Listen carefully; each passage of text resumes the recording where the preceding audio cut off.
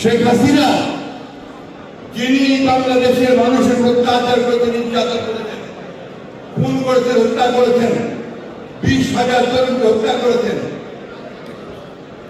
আমাদের ইলিয়াস আলী সহ 700 মানুষকে গুম করে দিয়েছেন।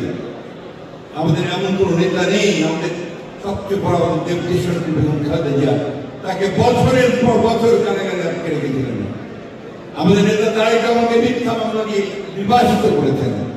সেই শেখ হাসিনাকে আজকে ভারত আশ্রয় দেয় এবং সেই শেখ হাসিনা আবার তার দল নিয়ে ষড়যন্ত্র নতুন করে চক্রান্ত সৃষ্টি করতে গেল। ওই চক্রান্ত সৃষ্টি করে বাংলাদেশের স্বাধীনতা, গণতন্ত্র সব ভর্তি হচ্ছে বিনষ্ট। আজকে চিন্তা করে দেখুন, যে মহিলা একসময় প্রধানমন্ত্রী ছিলেন, সেই মহিলা 15 বছর ধরে বাংলাদেশের মানুষের বিরুদ্ধে অবস্থান নিয়েছে।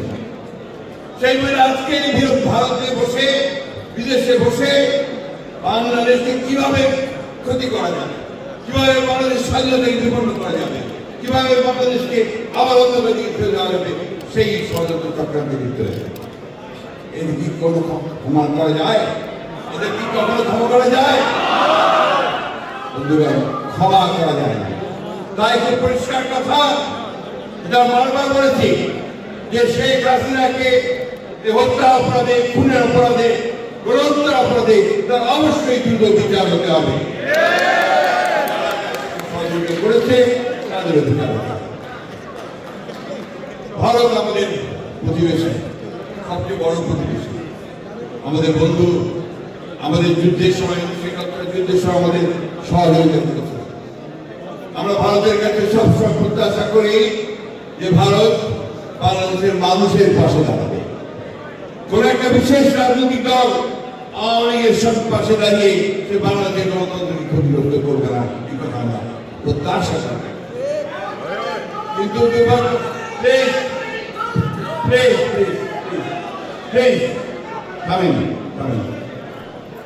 আমরা আশা করি যে ভারত তার অতীতে যে ভুল করেছে এবং বাংলাদেশের মানুষের সঙ্গে যে বিচ্ছিন্নতা সৃষ্টি করেছে, এটাকে তারা কাটিয়ে উঠার চেষ্টা করবে এবং তাদের এখন যে কার্যকলাপ যারা বাংলাদেশের বিরুদ্ধে করছে, সেই কার্যকলাপগুলো তারা বন্ধ করবে।